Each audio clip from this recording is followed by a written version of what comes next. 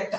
আমাকে গতকালকে শাপলা চত্বরে শহীদ হয়েছেন বুয়েটের শিক্ষার্থী রিহান, তাকে নিয়ে পরশু বুয়েটের সিএসসি ডিপার্টমেন্টে শোক সভা এবং দোয়া মাহফিল হয়েছে, সেখানে আমি ছিলাম। তার বোন এখন নর্থ সাউথের টিচার। আমাকে তার বোন গতকাল রাতে দুটো লিঙ্ক পাঠিয়েছেন প্রথম আলো। সেটা হলো 2013-তে শাপলা চত্বরে যে শহীদ রেহান মারা গেলেন, মানে শহীদ হলেন, তাকে হত্যা করা হলো, সেই সময় প্রথম আলো কি নিউজ করেছে সেই লিঙ্কটা। আর গতকালকে তার মা এবং তার বোন ইন্টারন্যাশনাল যে নতুন ট্রাইব্যুনাল গঠিত হয়েছে এই ই করার জন্য, সেখানে তারা নালিশ নিয়ে গেছে এইটার বিচারের জন্য, সেইটাও তারা নিউজ করেছে।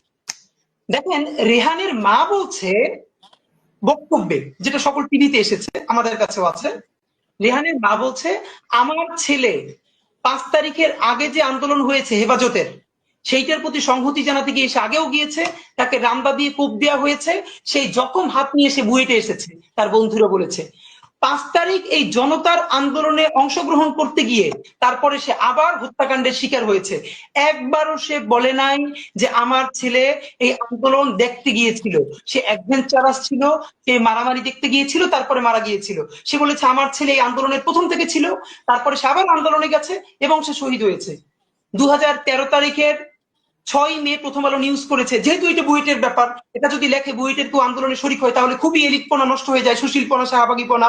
প্রথম আলো নিউজ করেছে, তার মা নাকি বলেছে যে আমার ছেলে খুবই অ্যাডভেঞ্চার প্রিয়, তাই সে সেখানে দেখতে গেছে যে ওখানে মারামারিটা কি হচ্ছে, এরপরে সে গুলি লেগে নিহত হয়েছে।